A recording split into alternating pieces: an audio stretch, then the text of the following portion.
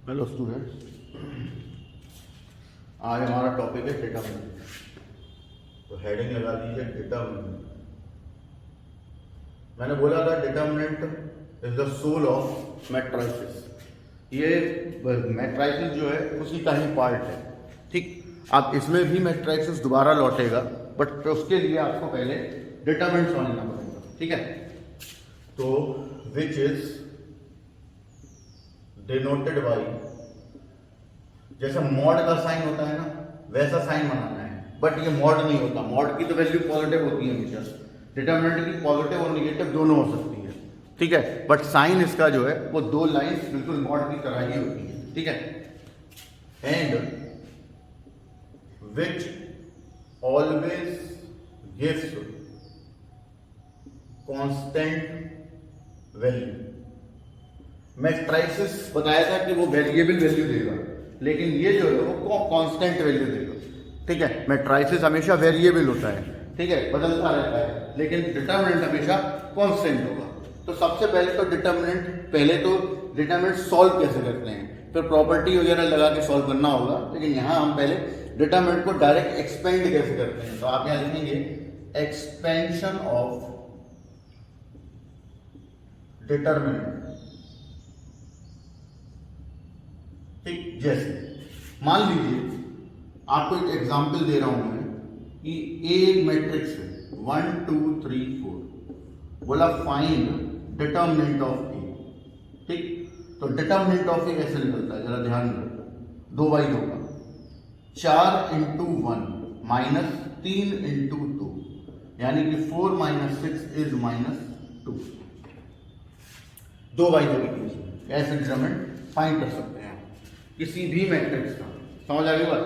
Matrix मैंने बोला ये डिटरमिनेंट डिपेंड्स ऑन मैट्राइसिस। तो डिटरमिनेंट ऐसा नहीं है कि अकेला नहीं होगा, लेकिन जब वो अकेला खुद आएगा डिटरमिनेंट बन के, तो प्रॉपर्टी में सॉल्व करना पड़ेगा। ये क्वेश्चन पे बेस्ड होगा, उसमें लिखा होगा बाय यूजिंग प्रॉपर्टी।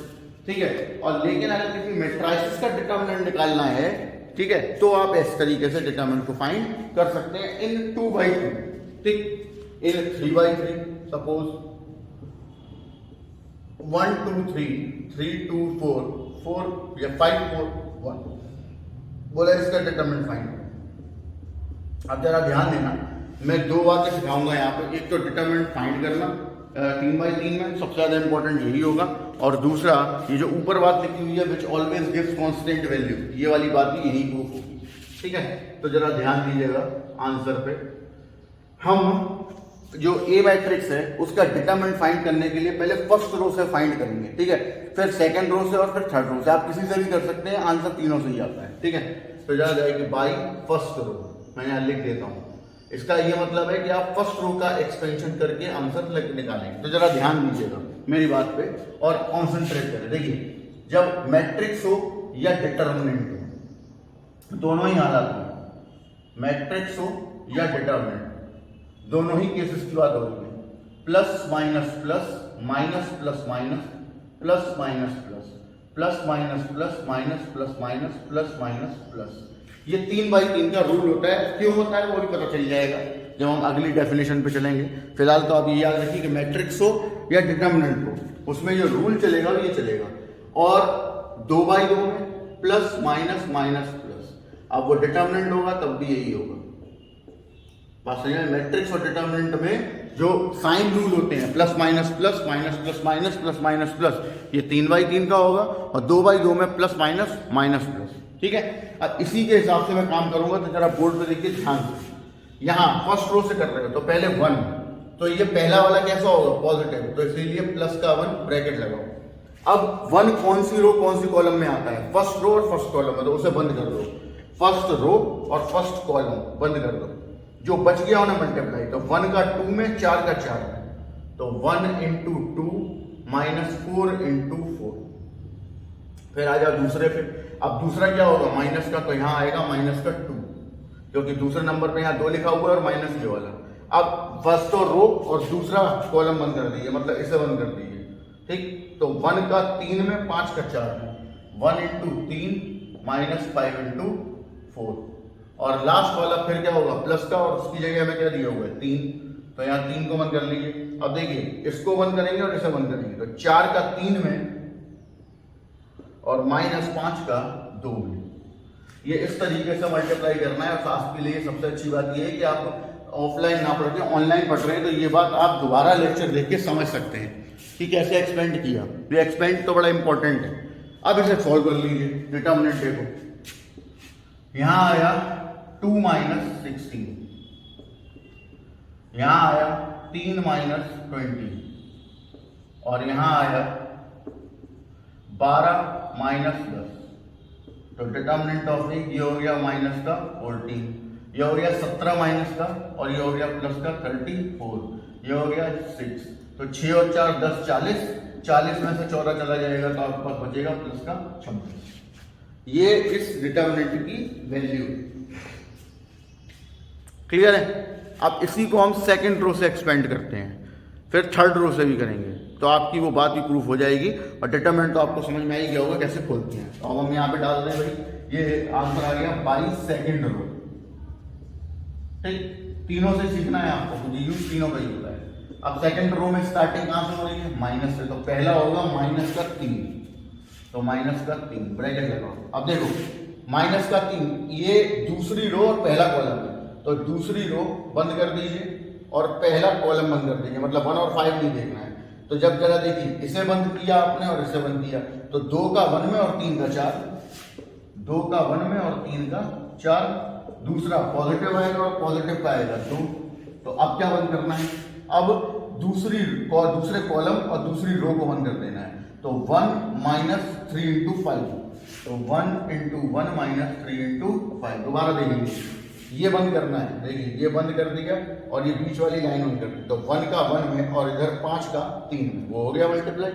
सिमिलरली तीसरे वाले में आएंगे तो फिर माइनस आएगा, क्योंकि तीसरे वाले का नेगेटिव है, और यहाँ आ जाएगा आपके पास अब 4 आ गया। अब क्या करेंगे? अब देखिए ध्यान से देखो,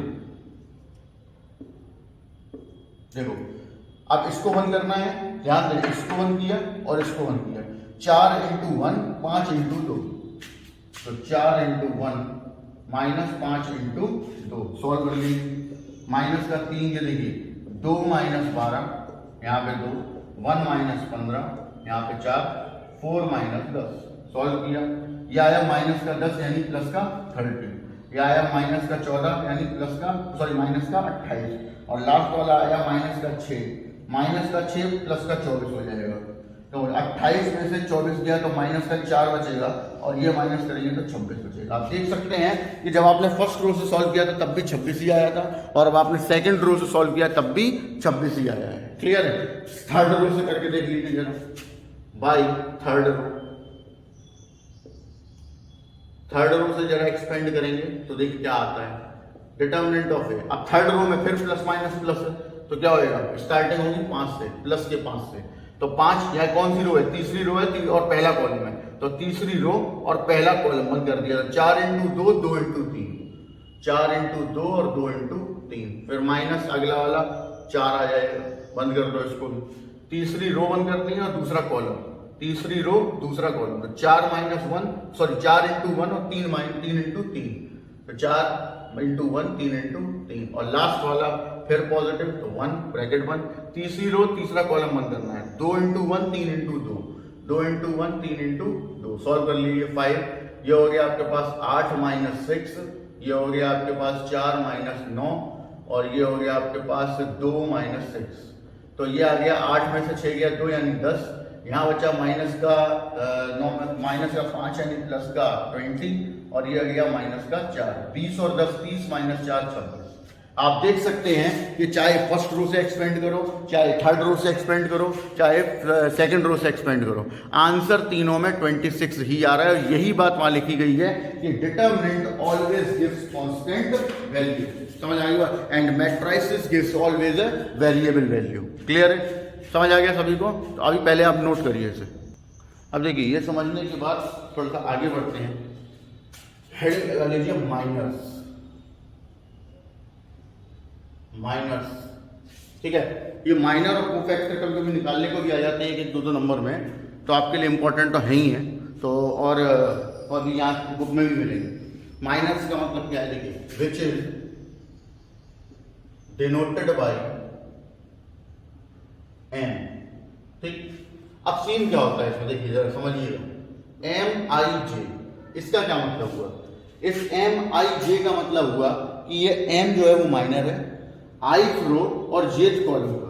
जहां पे आई का मतलब है रो और जे का मतलब है कॉलम। बात समझ में आ गई? आई रो एंड जे कॉलम, ये एम आई जे का मतलब है। अब बेसिकली ये एम आई जे होता क्या है, निकलता कैसे है, ठीक है, उस पर ध्यान देना है।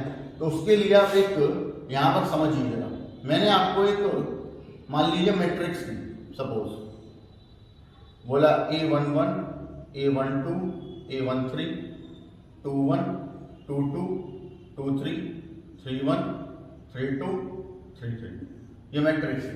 अब मैंने आपसे बोला M32 निकालिए, तो आप क्या करें, तो जरा ध्यान दीजिएगा मेरी बात पे।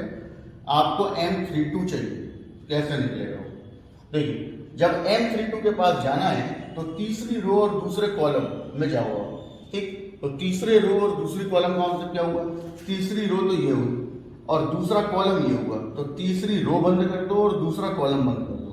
तीसरी रो यानी इसे बंद कर दिया और इसे बंद कर दिया, क्या बचा आपके पास?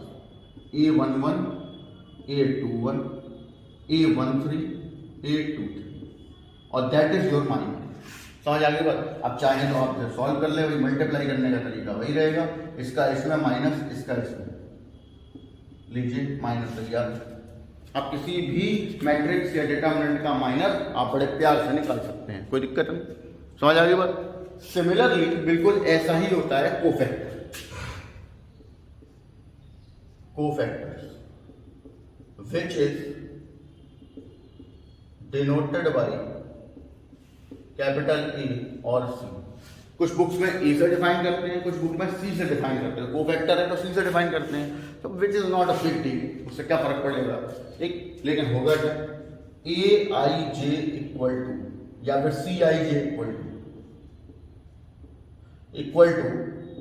-1 की power I plus J M I J, that is your formula of cofactor.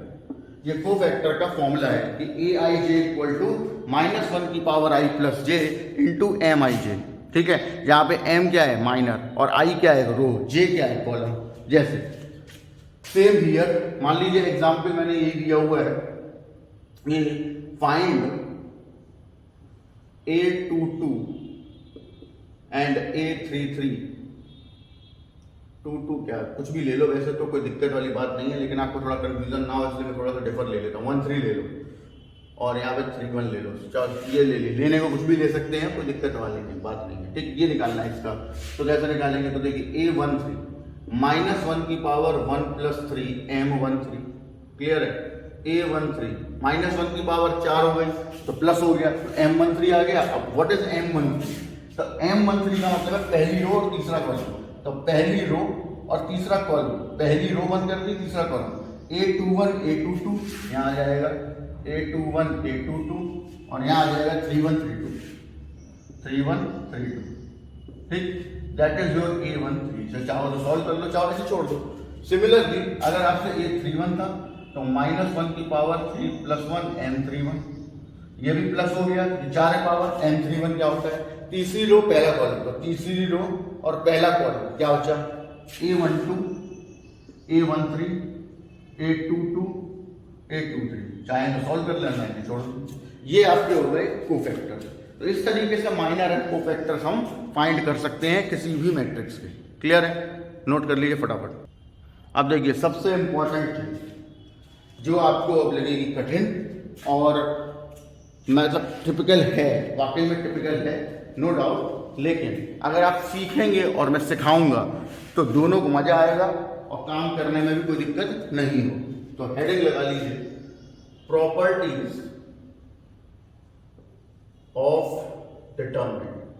हमको क्या होता क्या है कि जब आप क्वेश्चन कर रहे होते हैं तो क्वेश्चन करने के तरीके होते हैं, तो यहाँ पे जो तरीके हैं प्रॉपर्टीज ऑफ डिटरमिनेंट के, उस डिटरमिनेंट में जनरल सॉल्व भी कर सकते हो डायरेक्ट एक्सपेंड करके, लेकिन अब वहाँ पे कोई नंबर तो होंगे नहीं, और नंबर होंगे तो बहुत बहुत बड़े नंबर होंगे, तो उनको सॉल्व ऐसे कैसे किया जाए क्योंकि वो जल्दी सॉल्व हो जाए, उसके लिए आपको ये प्रॉपर्टी दी जा रही है। प्रॉपर्टीज का आप डायरेक्ट यूज करेंगे वहां पर, और एग्जाम में अगर लिख के आए using the properties to find the value of the determinant to solve the determinant, इसका मतलब प्रॉपर्टी का यूज करके ही करना है। आपने विदा प्रॉपर्टी के किया तो नंबर उसमें एक ही नहीं मिलेगा और आपने सिर्फ पेन घिसा होगा, तो उसको कोई फायदा नहीं। तो प्रॉपर्टी क्या है कैसी?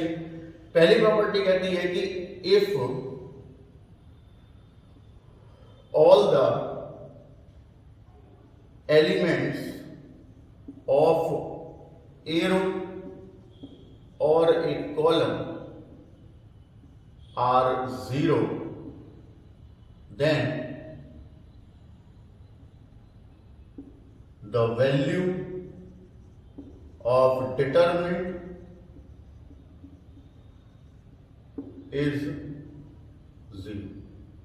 क्या मतलब हुआ कि अगर किसी डिटर्मिनेंट चल रहा है, ध्यान रखना, अब मैट्रिक्स से इसका कोई संबंध नहीं है फिलहाल प्रॉपर्टीज के अंदर, ठीक है, बाकी जो संबंध है लेकिन प्रॉपर्टीज से उसका कोई लेन देन नहीं है। तो अगर डिटर्मिनेंट में किसी भी रो या किसी भी एक कॉलम के एलिमेंट सारे के सारे जीरो हो जाएं तो उस डिटर्मिनेंट की वैल्यू ऑटोमेटिकली जीरो हो जाती है।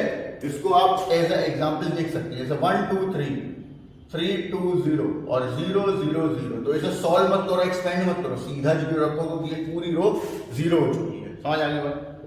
सिमिलरली यहां पे देख लीजिए दूसरे वाले में, इफ 2 और मोर देन 2 रोज और columns are identical, then the value of determinant is 0। ये भी जैसा एक मेथड है कि अगर किसी डिटर्मिनेंट की सारी रो या कोई दो रो या कोई दो कॉलम या सारे के सारे कॉलम आइडेंटिकल हो जाएं तो उसकी वैल्यू भी 0 हो जाएगी, माने शून्य हो जाएगी। कैसे? देखिए 1 2 3 1 2 3 3 2 1। अब देखिए ये तीनों सिमिलर नहीं है, ये 1 2 3 ये भी 1 2 3 और ये उसी पोजीशन में 1 2 3 होना चाहिए जिसमें ऊपर वाला है, तो आंसर डायरेक्ट शून्य लिखेंगे। तीनों 1 2 3 हो जाए तो भी शून्य होगा। लेकिन ये याद रखना है कि दो या दो से ज्यादा रो या कॉलम आइडेंटिकल हो तब ऐसा करते हैं, और आइडेंटिकल मतलब आइडेंटिकल, सेम मतलब बिल्कुल सेम। समझ गए ना? कुछ भी आंसर नहीं होना चाहिए उसमें, समझ गए ना? ये ध्यान रखिएगा। तीसरे कंडीशन पे, तीसरे कंडीशन क्या कहती है कि if any two consecutive rows और columns are interchange to each other, then a minus sign taken out from the determinant. क्या मतलब हुआ इसका? देखो ऐसा रो में नहीं करते थे, उसमें सॉरी मैट्रिक्स में नहीं करते थे। मैट्रिक्स में आपने दो रो चेंज करी कोई टेंशन ही नहीं, क्योंकि वो वेरिएबल है तो वो सेट हो जाएगा अपने हिसाब से, लेकिन ये है कांस्टेंट। अगर आपने इसमें ऐसा किया तो दिक्कत हो जाएगी। इसीलिए आपको यहाँ लिखवाया गया है कि कोई भी दो कॉन्जिक्यूटिव रो और कोई भी दो कॉन्जिक्यूटिव कॉलम, दोनों में से कुछ भी हो सकता है, चेंज करते हैं अगर आपस में तो एक माइनस साइन बाहर आएगा लाइक दिस। देखिए ये है मान लीजिए 1 2 3, ये रहा 3 2 4 4 5 6, ये है। आपने R1 को R2 से इंटरचेंज किया, इंटरचेंज जैसे लिखा जाता है, ठीक है। तो जब इंटरचेंज करेंगे तो ये आ जाएगा 3 2 4, ये आ जाएगा 1 2 3 और ये 4 5 6 ही रहेगा। तो एक माइनस साइन जरूर लगाएं, नहीं तो आपका आंसर जो है पॉजिटिव आ रहा होगा तो निगेटिव आएगा, निगेटिव आ रहा होगा तो पॉजिटिव आएगा, अगर आपने माइनस साइन नहीं लगाया तो। समझ गए? लेकिन एक बात का विशेष ख्याल रखें कि इस रो को इस रो से डायरेक्ट चेंज नहीं कर सकते, क्योंकि ये और ये आपस में कॉन्जिक्यूटिव नहीं है। अगर इसको इससे चेंज करना मजबूरी है तो इसको पहले इसके साथ चेंज करो, फिर इसको इसके साथ चेंज करो। समझ आ गई बात? ये ध्यान रखना कि पहली रो तीसरी रो के साथ डायरेक्ट इंटरचेंज नहीं होगी और ना ही कॉलम में ऐसा होगा, पहला कॉलम तीसरे कॉलम से इंटरचेंज डायरेक्टली नहीं होगा। ये बात ध्यान रखिए। एक एक करके ही इंटरचेंज कर सकते हैं कि अगर आपको इस कॉलम को इस कॉलम से इंटरचेंज करना है तो इस कॉलम को पहले यहां से इंटरचेंज करो, फिर इसको यहां से इंटरचेंज करो, तब आएगा आंसर। नहीं तो फिर वही माइनस प्लस की गलती होगी। और ये ध्यान से पढ़ लेना, क्योंकि ये जो वेक्टर पढ़ोगे अभी मैथमेटिक्स में तब भी बड़ा काम आने वाला है, इसलिए ध्यान रखना है इसको। क्लियर है? नोट कर लीजिए फटाफट, फिर आगे बढ़ो। नेक्स्ट प्रॉपर्टी चलते हैं। देखिए, the value of determinant remains unchanged when row interchange by column। ये बड़ा महत्वपूर्ण है बेटे, क्योंकि इसमें और इससे पिछले वाले में तुम्हें होगा कंफ्यूजन। अब कंफ्यूजन क्या होगा, क्योंकि आपने बात ध्यान से सुनी नहीं होगी, और जब आप ऐसा करेंगे आंसर मैच, तो छोड़ो, बहुत दूर की बात है, कुछ नहीं होगा, क्वेश्चन अपनी जगह हिलेगा भी नहीं। जो बोल रहा हूं वैसा ही करिए, ध्यान रखना। बोला गया है, पिछले वाले में बोला गया था कि रो को रो से इंटरचेंज करो या कॉलम को कॉलम से इंटरचेंज करो तो एक माइनस साइन आता है, वो भी कॉन्सिक्यूटिव। यहां बोला गया है कि अगर रो को कॉलम से इंटरचेंज कर दो, बात नहीं है, रो नहीं, रो को कॉलम से इंटरचेंज जैसा आप ट्रांसपोज में करते हैं, तो वैल्यू डिटर्मिनेंट की नहीं बदलेगी। फॉर एग्जाम्पल, मैं एक समझा रहा हूं एग्जाम्पल, जरा ध्यान दें। मान लीजिए एक मैंने 1 2 3 4 मैट्रिक्स ले लिया, ठीक है, और मैंने इसका डिटर्मिनेंट फाइंड किया। डिटर्मिनेंट फाइंड किया तो या 1 into 4 माइनस 3 into 2, तो 4 minus 6 is -2। अब मैंने इसका ट्रांसपोज ले लिया, ठीक है। ट्रांसपोज क्या आया भैया, 1 2 3 4। आप बोलेंगे ट्रांसपोज को ले लिया, तो चचा यहाँ पे क्या बोला गया है, रो को चेंज करिए कॉलम में, तो ये इसमें और चेंज किया है, पहली रो पहला कॉलम, दूसरी रो दूसरा कॉलम, हो गया चेंज ट्रांसपोज में। अब अगर हम इसका डिटर्मिनेंट निकालते हैं तो देखिए क्या आएगा, 4 into 1 minus 3 into 2, 4 minus 6 is -2। हुआ कुछ चेंज? नहीं हुआ। यही बात बोली गई है कि मैट्रिक्स में मैट्रिक्स बदल जाती है रो चेंज करने से या कॉलम चेंज करने से। समझ आ गई बात? रो को कॉलम में चेंज करने से मैट्रिक्स बदल जाती है, लेकिन डिटर्मिनेंट जो है वो नहीं बदलता। डिटर्मिनेंट पहले जो ए से आ रहा था वही उसके ट्रांसपोज से भी आएगा। तो यही प्रॉपर्टी का मीनिंग है कि आप डिटर्मिनेंट में रो को कॉलम बनाने से बिल्कुल भी मत हिचकिए, आंसर सेम ही रहते हैं, उनकी वैल्यू चेंज नहीं होती है। क्लियर है? नेक्स्ट प्रॉपर्टी से नोट कर लीजिए तब तक, 5वीं प्रॉपर्टी। तो देखिए, इफ ए डिटर्मिनेंट, ऐसे लिखिए, इफ ऑल और सम एलिमेंट्स ऑफ ए रो और ए कॉलम,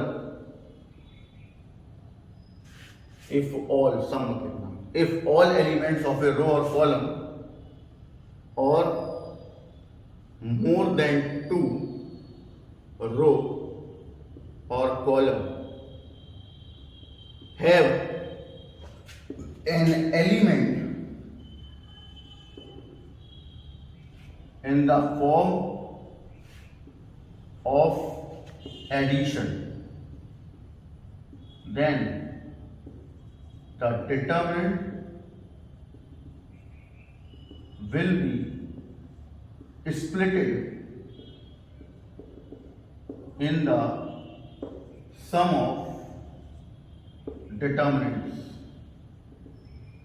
अब देखिए, ये थोड़ा सा कठिन है, इसकी जो लैंग्वेज है वो बड़ी थोड़ी सी उलझी हुई लैंग्वेज है, उसको समझना है ध्यान से। तो जरा समझिएगा मेरी बात को, मैंने क्या लिखा है।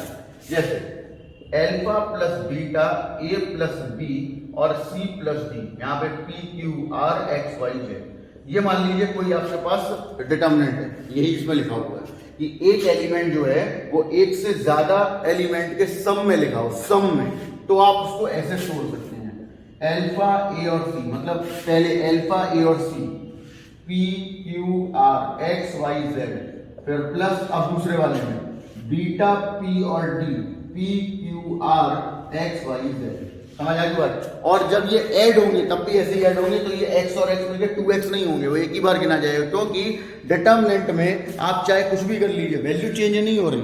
समझ आ गई बात? तो यहाँ पर अच्छा दूसरी बात, ये हमारी कन्वीनियंस के हिसाब से करना है कि यहाँ ये भी जरूरी नहीं है कि हमने अल्फा ए और सी यहाँ ले लिया है तो ये हमेशा ऐसा ही होगा ना। आप इसे आपस में चेंज कर देंगे, बीटा प्लस अल्फा लिख देंगे तो यहाँ बीटा बी और डी आ जाएगा और यहाँ अल्फा बी और डी आ जाएगा। समझ आ गई बात? ये भी चेंज हो सकते हैं, लेकिन ये चेंज हो तभी सकते हैं जब ये इस फॉर्म में होंगे, ये इस फॉर्म में होने चाहिए। दिखाता हूं मैं आपको और थोड़ा डिटेल करके, तभी आपको वो समझ में आएगा, वरना समझ में आएगा नहीं, क्योंकि ये थोड़ा सा टफ वाला पॉइंट है और ये यूज भी कम होता है बट होगा, और एग्जाम में भी आता है क्वेश्चन इस पे, तो ऐसा नहीं है कि नहीं होगा, इसीलिए जरा ध्यान से समझ लो। अब देखिए इसमें आप ये काम कब कब कर सकते हो, और सवाल आता है कब कब नहीं कर सकते हो। तो ये एक तो ये हो गया, यही ऐसे भी हो सकता था alpha plus beta, beta plus gamma, gamma plus delta, A plus B, B plus C, C plus D और पी क्यू आर, ये ऐसे होता। तब भी हम अल्फा बीटा गामा, यहाँ के पहले A B C P Q R plus यहाँ पे beta gamma delta B C D और पी क्यू आर ऐसे करते हैं। सभी में होगा तब भी ऐसे ही करेंगे। लेकिन आप जो काम नहीं कर सकते हैं, ये ध्यान रखना, ये काम आप नहीं कर सकते हैं। अब मान लीजिए ये ऐसा होगा, ये है ऐसे, तब आप ये वाली प्रॉपर्टी यूज नहीं कर सकते यहां पर, क्योंकि ये एक जैसा नहीं है, ना तो रो में ना कॉलम में, जबकि उसमें साफ तौर पे लिखा हुआ है प्रॉपर्टी में कि या तो ये फॉर्म रो में होनी चाहिए एक या एक से ज्यादा में, या कॉलम में होनी चाहिए एक या एक से ज्यादा में, तब ही ये डिटर्मिनेंट अलग अलग स्प्लिट हो सकते हैं, अन्यथा ये स्प्लिट नहीं होंगे किसी भी सूरत में। इस बात का विशेष ध्यान रखना है आपको कि केवल और केवल ये स्प्लिट होंगे तो सिर्फ एक ही वजह से, और वो वजह आपके सामने लिखी हुई है कि या तो एक रो या एक कोई कॉलम, दो रो या दो कोई कॉलम, तीन रो या तीन को कॉलम। अगर इस फॉर्म में है alpha plus beta A plus B की फॉर्म में तो ही अलग होंगे। अगर ये काम डायगोनल में हुआ है तो ये काम नहीं किया जा सकता किसी भी सूरत में। समझ आ गई बात? अब इसको नोट करिए। अब देखिए लास्ट प्रॉपर्टी वो क्या है, इफ वी मल्टीप्लाई और divide by a constant in a determinant, then which is only applicable in a row or a column as per our convenience। समझ आई बात? यहाँ मैट्रिक्स की तरह मल्टीप्लाई डिवाइड नहीं होता। यहाँ पे मैट्रिक्स में जैसे एक किसी कांस्टेंट का मल्टीप्लाई या डिवाइड करना है तो पूरे मैट्रिक्स में होता है। यहाँ पे किसी भी एक रो में या किसी भी एक कॉलम में एज पर अवर कन्वीनियंस, मतलब अपनी कन्वीनियंस के हिसाब से ये काम करना है कि किसमें आपको जरूरत पड़ रही है। लेकिन ये ध्यान रखना है कि जो कांस्टेंट आपको मिला हुआ है वो नॉन जीरो होना चाहिए, ये ध्यान रखना। नहीं तो तुम सीधा जीरो बनाने के लिए जीरो भी मल्टीप्लाई कर दो, तो ये ध्यान रखना। फिर तो आपको एग्जामिनर गूगल मैप पे ढूंढ कर तमाचे ही तमाचे मुंह में मारेगा, ध्यान रखना, समझिए ना। तो कांस्टेंट नॉन जीरो होना चाहिए।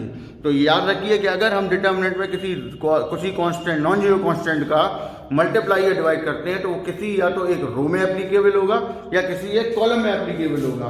पूरे डिटर्मिनेंट में उस एप्लीकेबिलिटी नहीं होती उसकी, ये ध्यान रखने वाली बात है, ये आप याद रखेंगे। समझ आ गई बात? चलिए अब जरा एक्सरसाइज निकाल लीजिए और उस पर हम लोग काम करते हैं। अभी पहली एक्सरसाइज जो है ना उसमें प्रॉपर्टी वाले क्वेश्चन कम है, ठीक है। तो सबसे ज़्यादा इंपॉर्टेंट एक्सरसाइज और सेकेंड एक्सरसाइज होगी। फिलहाल तो आप नोट करिए और एक्सरसाइज निकालिए। देखिए 6A एक्सरसाइज पेज नंबर 258। तो जरा हम ऊपर वाले क्वेश्चंस की बात करने जा रहे हैं पहले तो उसके लिए आपको कुछ और बातें जरा ध्यान रखनी है। उसके लिए आप एक नोट लिखिए और ये नोट जो बड़े इंपॉर्टेंट होंगे हर चैप्टर में जो मैं लिखवा रहा हूँ, समझिए ना, इसका ध्यान रखना। तो जरा ध्यान देना, फिर मैं ये प्रूफ भी करवाऊंगा, ठीक।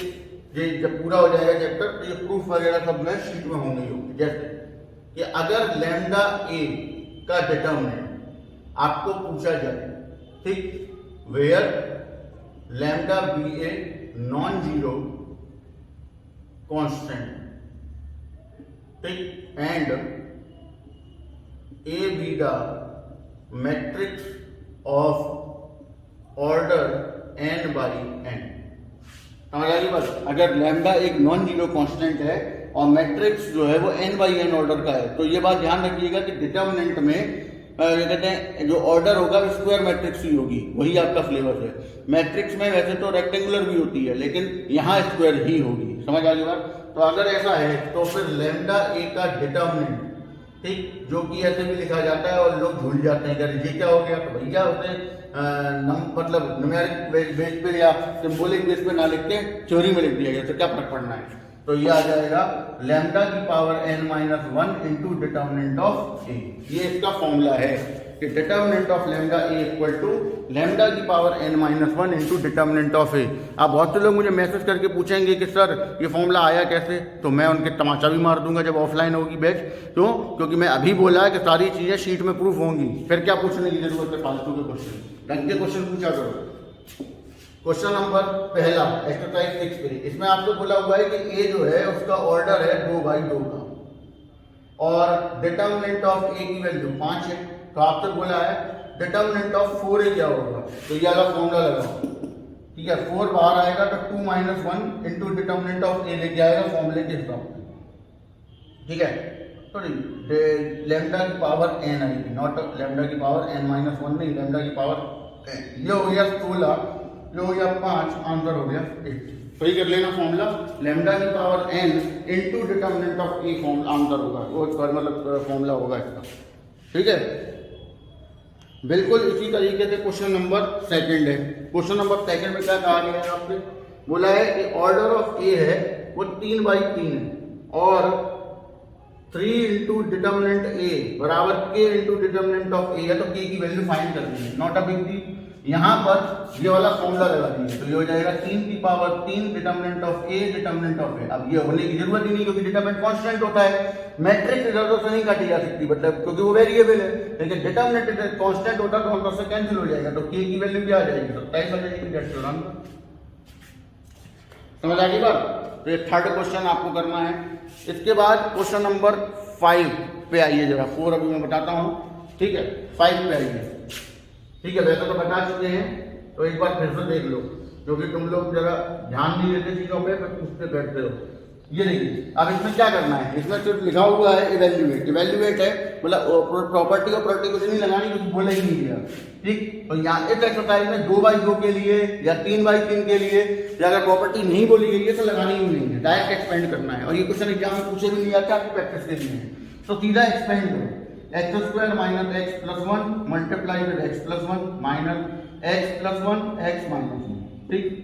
ये क्या हो गया, ये फॉर्मूला बन गया x³ - 1 का, और ये बन गया x² - 1 का। सॉल्व कर लिया, x³ - 1 माइनस x² - 1 तो +1 हो जाएगा, 1 से 1 cancel, x² common x -1, that is your factor. समझ आ गई बात। ये है 2/2 के मैट्रिक्स डिटरमिनेंट को सॉल्व करने का डायरेक्टली तरीका। अब आपको जो क्वेश्चन करना है वो है 6 है, उसको होमवर्क लगा लीजिए।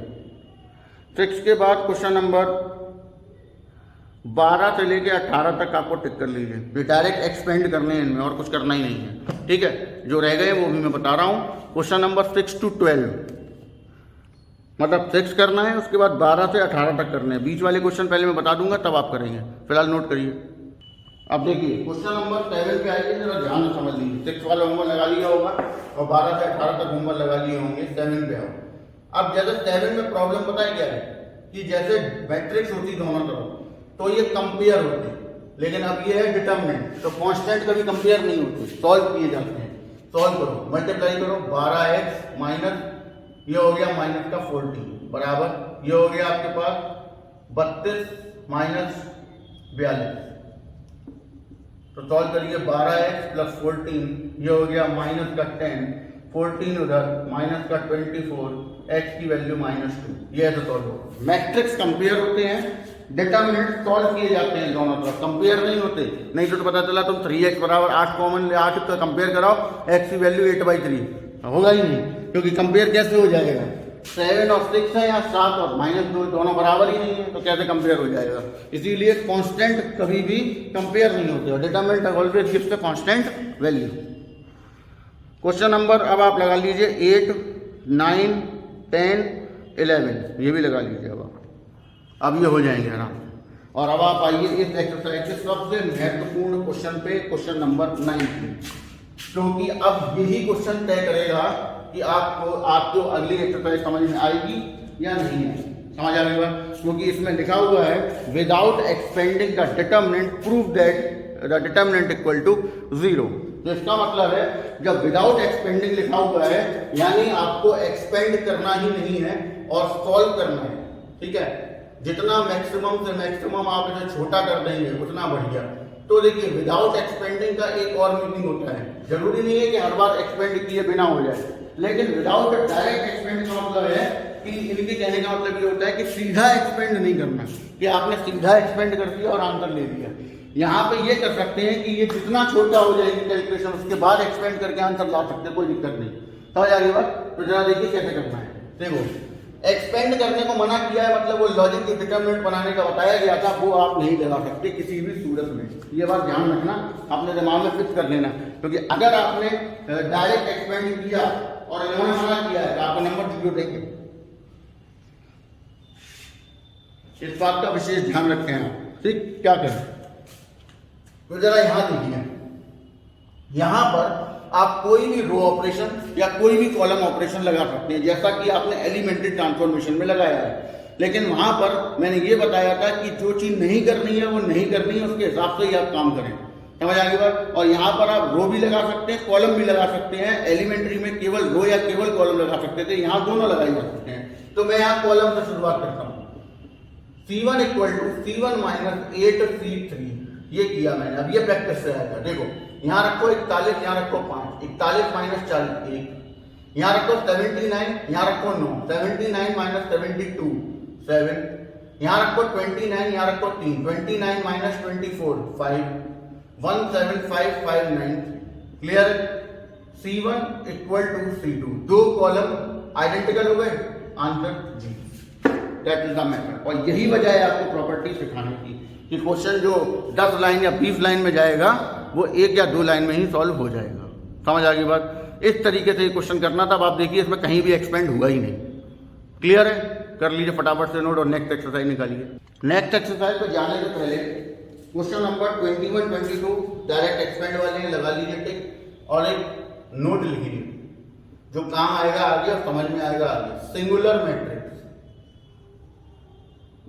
या फिर नॉन इन्वर्टेबल मैट्रिक्स, मतलब सिंगुलर मैट्रिक्स या नॉन इन्वर्टेबल मैट्रिक्स का मतलब होता है ऐसी मैट्रिक्स जिसका इन्वर्स संभव नहीं है। तब if determinant of A equal to 0 then A is singular matrix. इस पे भी 1 नंबर का क्वेश्चन बनता है। अब आप पूछ रहे हो कि ऐसा होता क्यों है? तो होता है इस वजह से है, वो वजह आपको समझ में आपको इसी चैप्टर के लास्ट एक्सरसाइज में आएगी। फिलहाल मैं फॉर्मूला लिख देता हूँ।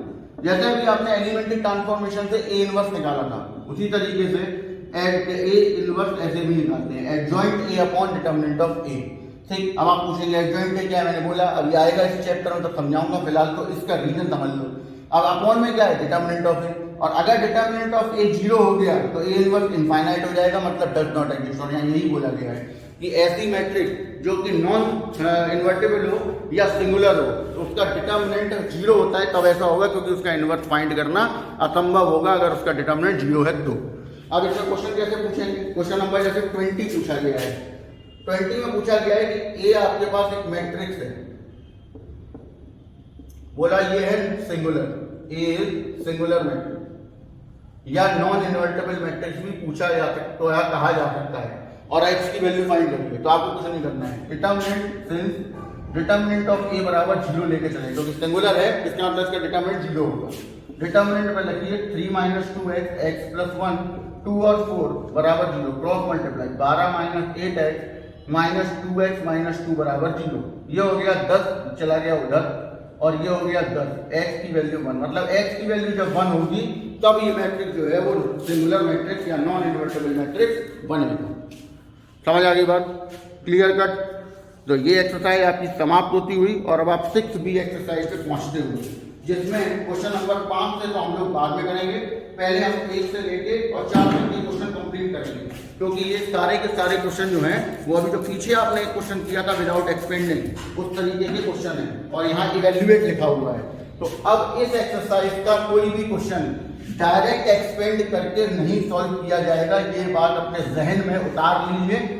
फिक्स और मतलब फिक्स कर लीजिए अपने दिमाग में, बोल कीजिए। समझ गए कि आपने अगर डायरेक्ट एक्सपेंड किया समझ गए ना। तो ये याद रखना, ये एग्जामिनर आपको 0 पकड़ा देगा, ध्यान रखिए। कट्टा बिंदी खेल लेगा आपके साथ, कट्टा देगा फिर बिंदी देगा।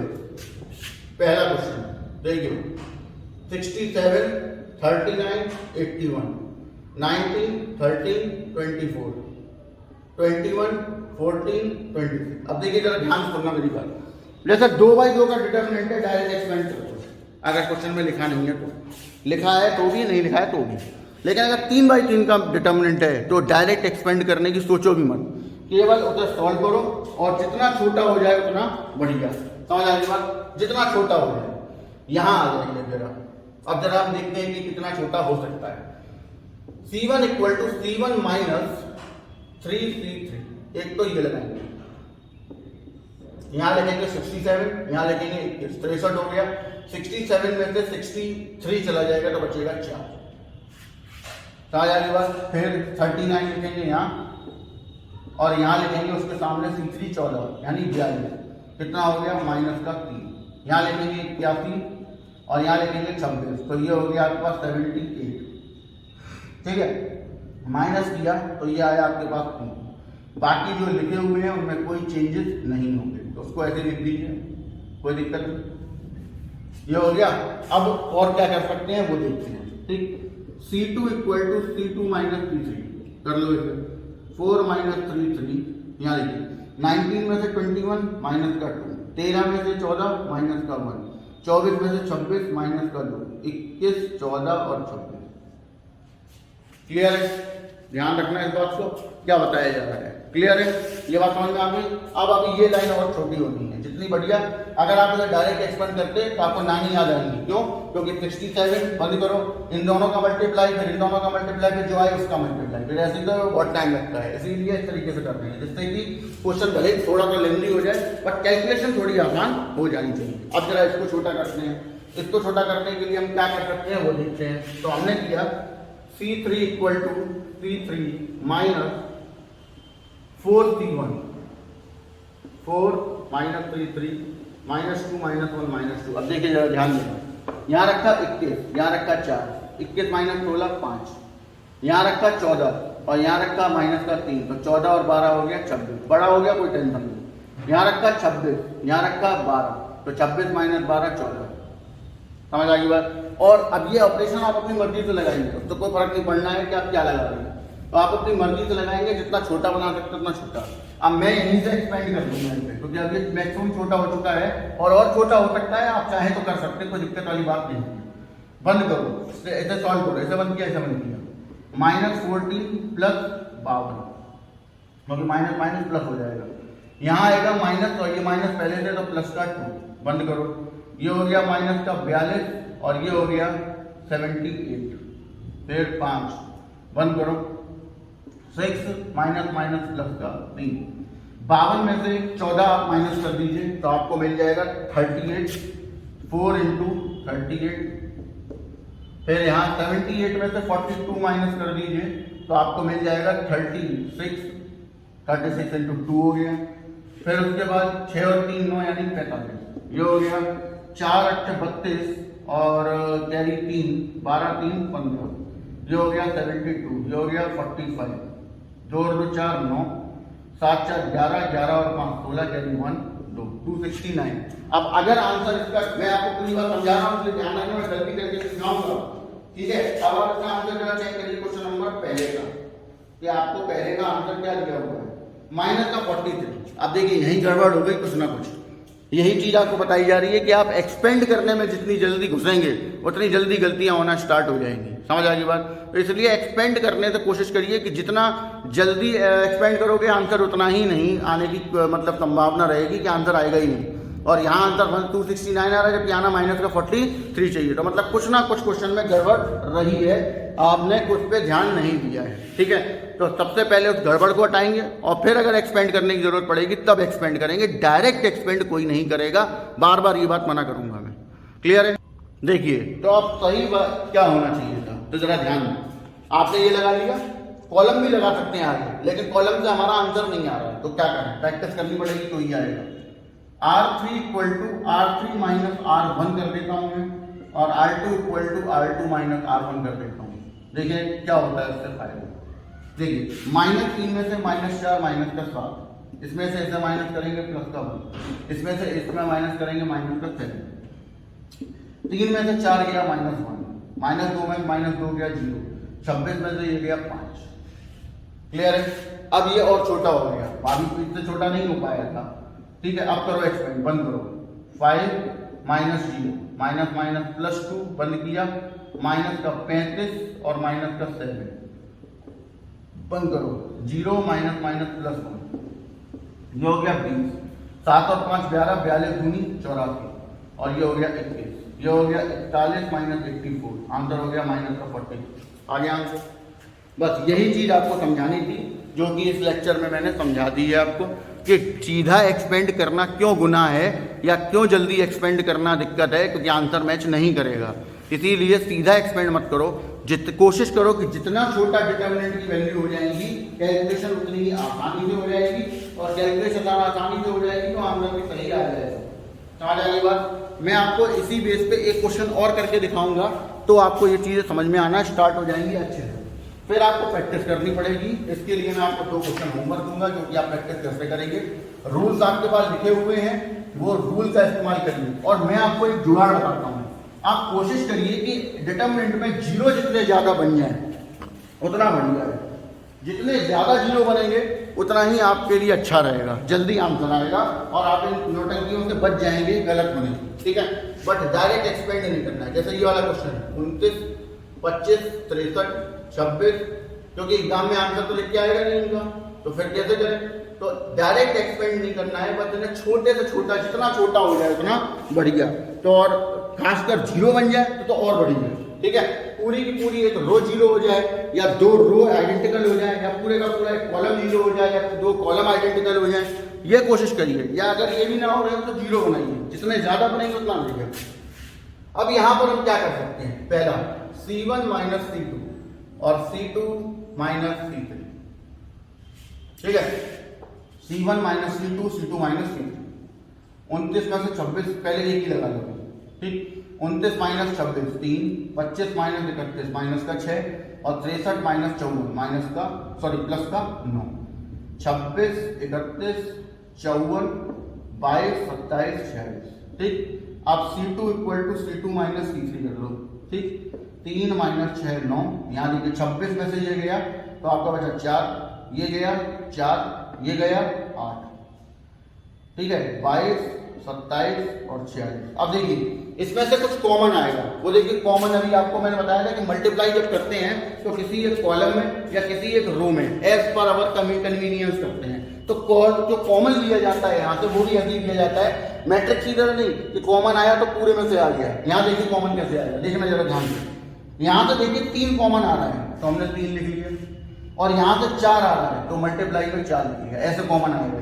ठीक, यहाँ से जब 3 कॉमन आया तो 1 माइनस 2 और 3 बचा, और यहाँ से जब 4 आया तो 1 1 और 2 बचा। यहाँ पर 22, 27 और 46 ये बच गया। अब और छोटा किया जा सकता है, ऐसे कैसे करेंगे तो जरा उसको देखते हैं एक बार, ये और छोटा ये कैसे हो सकता है। समझ आ गई बात? तो जरा ध्यान दीजिएगा। C3 equal to C3 minus 22 C2, ये कर दीजिए। 1 माइनस 2 3, 1 1 2। अब यार देखो यहाँ 22, यहाँ 1, 22 माइनस 22 0, यहाँ 27, यहाँ 22 5, यहाँ 46, यहाँ 44 2। हो गया छोटा। अब इससे ज्यादा एक्सपेंड करने की जरूरत नहीं है, आप सीधा एक्सपेंड करो, आंसर आ जाएगा। 1 ब्रैकेट बंद किया, 2 माइनस 10, फिर -1 बंद किया, -4 माइनस 15, और लास्ट वाला तो 0 ही है तो उसको एक्सपेंड करने की जरूरत ही नहीं। ये हो गया माइनस का 8, ये हो गया 19 यानी प्लस का 19। 19 में से 8 गया आपका तो बचा 7 और 12 7 84। अब आप अपना आंसर चेक कर लीजिए कि ये जो सेकंड क्वेश्चन है उसका आंसर आपको 84 ही दिया गया है कि नहीं। तो चेक कर लेते हैं जरा इसका आंसर एक बार। Question number second is answer is 132, मतलब मिस्टेक है कहीं बेटे, तो एक बार एक्सपेंड चेक कर लीजिए आप। बंद किया 2 माइनस 10 सही है, दूसरा एक्सपेंड किया माइनस का 4 माइनस का 15, तीसरा तो 0 ही हो गया, 12 बाहर रखा ही हुआ है। ठीक है, सॉरी यहाँ गलती, यहाँ 19 में से 8 गया 11, और इसका मल्टीप्लाई करेंगे 132। Answer is correct. वो कैलकुलेशन मिस्टेक नहीं, यहाँ पर और कोई मिस्टेक नहीं। तो जो तरीका आपको बताया गया, मैं जानता हूँ ये कठिन है, लेकिन प्रैक्टिस करनी पड़ेगी और कोई तरीका नहीं है। रूल्स आपके पास एलिमेंट्री ट्रांसफॉर्मेशन में लिखे हुए हैं। यहाँ पर आप इस बात के लिए फ्री हैं कि आप रो लगाएं या कॉलम, दोनों लगा सकते हैं, ठीक है। एक ही क्वेश्चन के अंदर दोनों लग सकते हैं, डिपेंड इस बात पे करेगा कि आप उस क्वेश्चन में क्या लगाते हैं, ठीक है। तो कल से अब जो स्टार्ट होगी एक्सरसाइज, यही एक्सरसाइज में आगे जो क्वेश्चन वहां पे रूल्स होंगे, जो जैसा बताऊंगा वैसा करें। फिलहाल तो आपको क्वेश्चन नंबर 3 और 4 करना है, ठीक है, इस एक्सरसाइज का, जिससे आपकी प्रैक्टिस हो जाए। और एक्सपेंड नहीं करना, हिंट नहीं देखनी, क्योंकि हिंट देखते ही आंसर आने बंद हो जाएंगे, फिर आपको हिंट ही देखनी पड़ेगी। इसीलिए पिछली एक्सरसाइज में एक्सपेंड करना था डायरेक्ट, इस एक्सरसाइज में एक्सपेंड डायरेक्ट नहीं करना है। पहले आपको कोई ना कोई कॉलम ऑपरेशन, रो ऑपरेशन लगा के डिटरमिनेंट को जितना छोटा है उतना छोटा बनाना है। जीरो बन जाए तो जीरो बनाना है, पूरी रो जीरो बन जाए और बढ़िया, पूरा कॉलम जीरो बन जाए और बढ़िया, दो रो आइडेंटिकल हो जाए, दो कॉलम आइडेंटिकल हो जाए, इस बारे में आपको सोचना है, जिससे कि आंसर जल्दी से जल्दी आ सके। बस ये काम आज का है, जो कि टफ है, आप करिए। कल की एक्सरसाइज के लिए वेट करिए, आगे बढ़ेंगे, रूल्स के हिसाब से चलेंगे तो आंसर आएंगे। क्लियर है? चलिए, ओके, बाय।